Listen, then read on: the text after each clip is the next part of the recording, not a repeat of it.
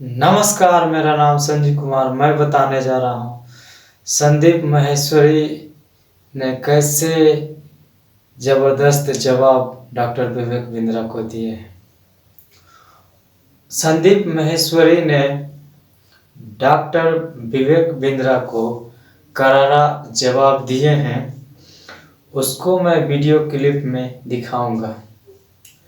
आज के सेशन में संदीप माहेश्वरी ने डॉक्टर विवेक बिंद्रा के बारे में खुलकर अपने ऑडियंस से बातचीत किए हैं, अपने ऑडियंस का राय लिए हैं कि किस बेसिस पर मैं गलत हूँ या डॉक्टर विवेक बिंद्रा गलत है। इस प्रकार से खुल करके उन्होंने इस पर चर्चा किए हैं अपने सेशन में और YouTube पर भी वीडियो को अपलोड किए हैं। तो आप उस वीडियो क्लिप को सुनिए और उसके बाद फिर मिलता हूँ। अपलोड करी थी बिग स्कैम एक्सपोज के नाम से। तो आपके हिसाब से इस पूरी लड़ाई में कौन सही है कौन गलत है? नहीं, सिर्फ ये नहीं बोलना है कि आप प्रॉपर लॉजिकली ये बताना है कि अगर मैं सही हूं तो क्यों हूं और अगर मैं गलत हूं तो क्यों हूं। मेरा ये जो ओपिनियन है ना, वो मेरे भाई के भी एक्सपीरियंस पे बेस्ड है, ना कि जस्ट मैं आपका या किसी और का व्यू देख कर आई हूँ। बेसिकली मैंने इसको बहुत करीब से देखा है, क्योंकि जब हम 11th और 12th में थे, अभी मैं यूपीएससी कर रही हूँ यहाँ पर, तो जब हम 11th और 12th में थे तो मेरे भाई को भी ऐसे लोगों ने अप्रोच किया था, मुझे भी कई बार अप्रोच किया था। वहां पे आपने देखा होगा किस तरीके से मोटिवेट किया जाता है, कैसे एक इंसान को अलग सा ही इन्वायरमेंट क्रिएट कर दिया जाता है कि आपको समझ में ही नहीं आएगा कि क्या गलत है क्या सही है। वो इतने कॉन्फिडेंट हो गए, स्पेशली एक लड़की थी, मेरी फ्रेंड थी, वो मुझे बोलती थी कि तू चल तू चल। तो हमेशा उसके स्टेटस पे मुझे यही दिखता था कि कोई BMW के साथ फ़ोटो पोस्ट कर रहा है। Exactly guys, I am not lying. तो कोई मर्सिडीज़ के साथ डाल रहा है। तो भाई ने भी मुझे कल ये बात बताई कि ये सब फेक होता है। अगर प्रोडक्ट बेचना तो आप सिंपली बेच दो ना, कि हाँ साबुन है 10 रुपये का ले लो।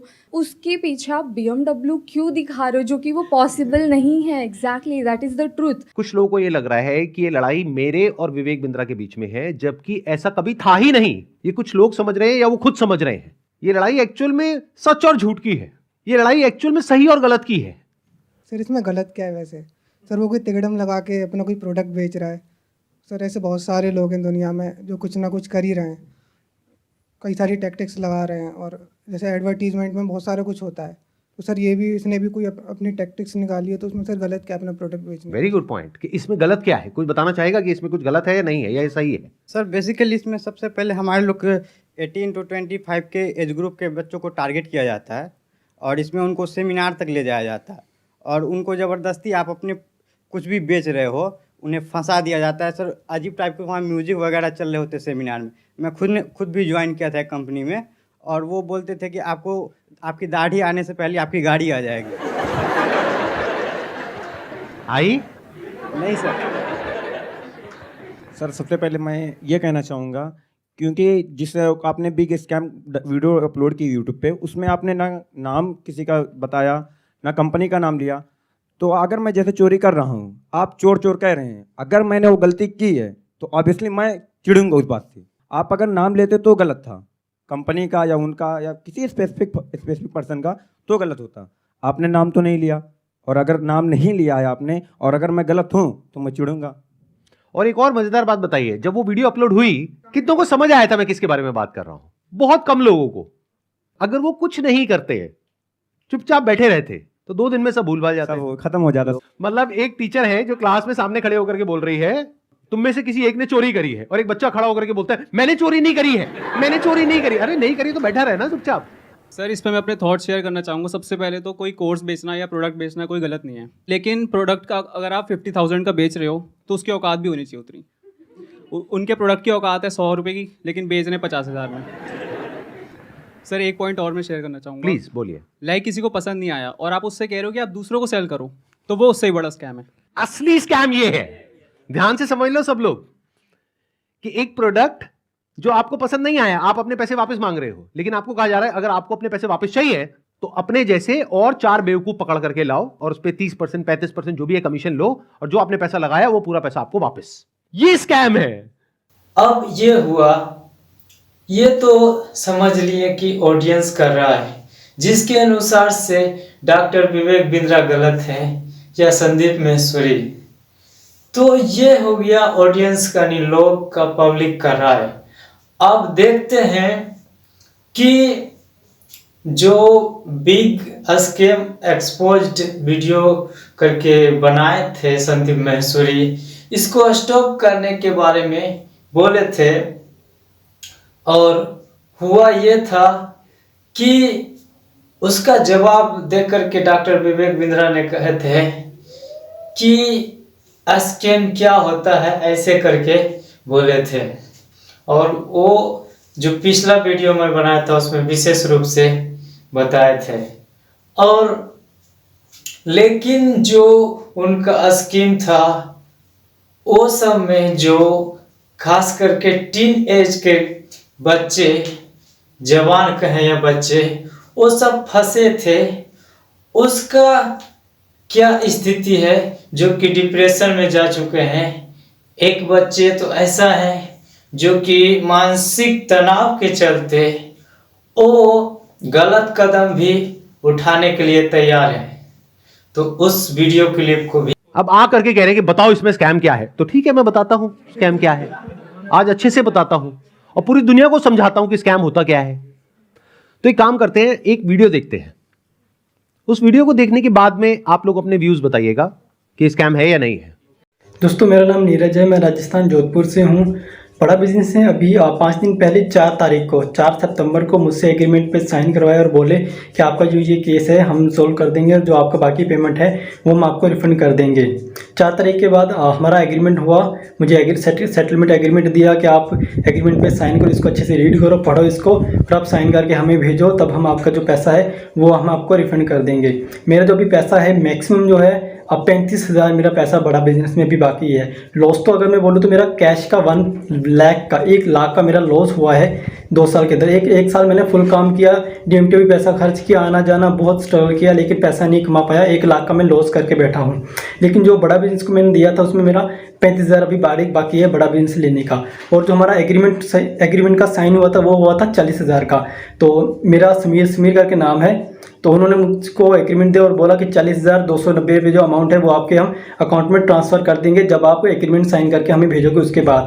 तो मुझे 2-3 दिन बोलते रहे, सर कल होगा, परसों होगा, 24 घंटे 48 घंटे ऐसे ही बोलते लास्ट में आके बोला सर आपको रिफंड नहीं होगा, आप हमारे रिफंड कैटेगरी में नहीं आते। और उसके बाद मेरे को बोला सर हमारे सीनियर आपको कॉल करेंगे, लेकिन उनके किसी भी सीनियर्स का मेरे पास कॉल नहीं आया, ना मुझे व्हाट्सएप पे रिप्लाई दे रहे हैं। यहाँ पे कुछ पोस्ट हैं वो भी मैं आपको शेयर कर दूंगा स्क्रीनशॉट, जो आप देख सकते हो कि कितना बड़ा मेरे साथ फ्रॉड हुआ है। तो अगर आपको भी ऐसे सेटलमेंट एग्रीमेंट दिया जाता है कि आप साइन करिए और आपको पैसा हम रिफंड दे देंगे, तो मेरे दोस्तों ये बिल्कुल भी भूल कर भी मत करना एग्रीमेंट साइन। पहले आप उनको बोलो कि पहले पेमेंट दो, उसके बाद हम एग्रीमेंट साइन करेंगे। देखो भाई एग्रीमेंट क्या है, क्योंकि हम मिडिल क्लास फैमिली से गरीब लोग हैं, हमें सिर्फ अपने काम से मतलब होता है ना। तो हमें जब अपना पैसा मिल जाएगा तो हम पैसा लेके हमें क्या करना बड़ा बिजनेस का, है ना। हम उनके बारे में नेगेटिव क्यों बोलेंगे। उसके बाद इन्होंने मुझसे वीडियो भी बनवाया, मेरा यूट्यूब चैनल था वो भी डिलीट करवा दिया, व्हाट्सअप ग्रुप भी डिलीट करवा दिया, लेकिन मेरा पैसा इन्होंने रिफंड नहीं किया।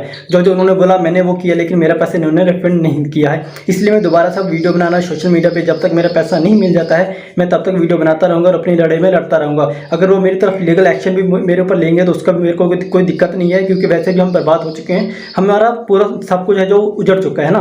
तभी इससे बुरा हमारे साथ जो भी होगा वो देखा जाएगा, और जो बुरा हमारे साथ हो चुका है इससे ज़्यादा बुरा हमारे साथ नहीं हो सकता है ना, और ना भी वो कर सकते। जितना बुरा होना था वो हमारे साथ हो चुका है। मैं जब भी IBC के बारे में सोचता हूँ मुझे ऐसा लगता है कि मेरा पैसा भी बर्बाद हो गया, मेरा टाइम भी बर्बाद हो गया। मैंने इतना ट्रस्ट किया था विवेक बिंद्रा जी पर, मेरा ट्रस्ट भी चला गया और मुझे सुसाइडल थॉट आते हैं। और मैं अगर कंपनी मेरा पैसा रिटर्न नहीं करती है तो मैं सुसाइड करूँगा। और मैंने 10-12 वीडियो बना करके अलग अलग चैनल पर डाल दिए हैं और शेड्यूल कर दिया है। मेरे ना होने के बाद वो वीडियोस रिलीज होते जाएंगे, जिसपे मैंने बताया है कि किस तरीके से मैंने डॉक्टर विवेक बिंद्रा जी का वो सब भी लगा दिया कि मेल पर कि मैंने पैसा डाला था और मेरा चैनल स्ट्राइक पड़वा दी गई है और मुझे बोलने की भी वो नहीं दिया कि मैं बोल सकता हूँ, इसलिए मैं ये बिल्कुल नए चैनल पर ये वीडियो डाल रहा हूँ। और मैंने 10-12 वीडियोस और बना के रखे हैं जो मैं 10-12 अलग अलग चैनल्स पर मैंने डाल दिए, अपलोड कर दिया है, शेड्यूल कर दिया है। अगर बड़ा बिजनेस की टीम मुझे मेरा पैसा नहीं लौटाती है तो मेरे पास कोई ऑप्शन नहीं रहेगा, क्योंकि मुझे अभी फिलहाल में वो पैसा चाहिए कैसे भी करके, क्योंकि जिन लोगों से मैंने पैसा लिया है वो लोग डे नाइट मुझे परेशान कर रहे हैं। मैं आपको बताना चाहूंगा कि ये वीडियो हमने रिकॉर्ड नहीं करी है, ये YouTube पर अवेलेबल है और ऐसी एक दो नहीं बहुत सारी वीडियोस अवेलेबल हैं अलग अलग लोगों की, और बहुत सारे ऐसे बच्चे हैं जिन्होंने ब्याज पे पैसा लिया है। हम लोग शायद समझ भी नहीं सकते कि इन लोगों के ऊपर क्या बीत रही है, और ऐसी एक दो नहीं बहुत सारी वीडियोस हैं, आप जा करके YouTube पे सर्च कर सकते हैं। तो समझ रहे हैं कि जो स्कैम के शिकार हो चुके हैं वो सब बहुत बुरी स्थिति में है, गंभीर परिस्थिति में है। वो अपने आप को संभाल नहीं पा रहे हैं और उसके लिए कोई दूसरा रास्ता नहीं बचता है। मतलब वो सब कह रहे हैं कि अगर मेरा पैसा रिफंड नहीं हुआ यानी उसको नहीं मिला, क्योंकि उसका पैसा खर्च किया और खर्च करने के बाद उसका कुछ उपयोग नहीं हुआ, कोई फायदा नहीं हुआ, तो उससे वो सभी बच्चे जो कि उसका शिकार हो चुके हैं, बहुत ही हालत खराब है और खराब होता चला जा रहा है और वो गलत कदम भी उठाने के लिए तैयार है। अब सुनिए जो कि संदीप माहेश्वरी ने बताए हैं कि लीगल नोटिस क्या कहता है उसके बारे में भी संदीप माहेश्वरी सर ने बताए हैं। अब लीगली बात करते हैं कि स्कैम है या नहीं है, कि मतलब हमारी कंट्री का जो लॉ है वो क्या बोलता है, उसको स्टडी करते हैं। उसके लिए मेरे पास में कुछ डॉक्यूमेंट्स हैं, इसका मैं लिंक दे दूंगा अपने वीडियो के डिस्क्रिप्शन में नीचे, तो आप क्लिक करके डायरेक्टली जा करके गवर्नमेंट की जो वेबसाइट्स हैं वहां पे जा करके देख सकते हैं, पढ़ सकते हैं। ये मैं नहीं कह रहा हूं, हमारी कंट्री की गवर्नमेंट कह रही है, ये उनके नोटिफिकेशंस हैं। सबसे पहले ये समझो कि जो स्कैम्स है ना इस तरह के, ये आज से नहीं चल रहे हैं, ये पिछले 100 साल से चल रहे हैं। तो इसके लिए 1978 में एक एक्ट बना था जिसको बोलते हैं prize chit and money circulation act, जहां पर के इस तरह की जो मनी सर्कुलेशन स्कीम्स होती हैं या पिरामिड स्कीम्स होती हैं उन सबको बैन कर दिया गया था।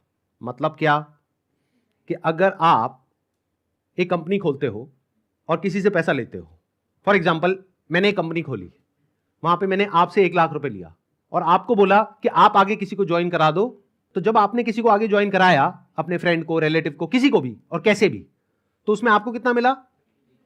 30,000। 70,000 किसको मिला? कंपनी को।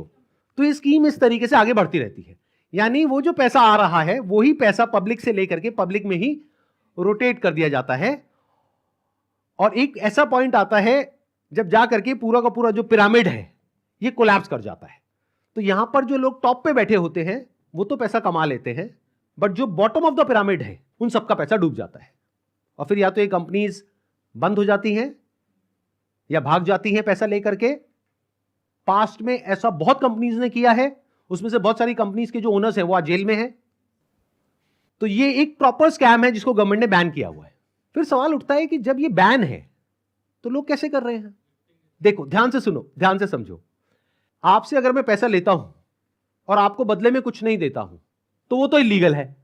लेकिन मान लो मैंने आपसे पैसा लिया 50,000 रुपए, बदले में आपको एक 50 रुपए का प्रोडक्ट दे दिया, तो क्या वो लीगल है? इलीगल है?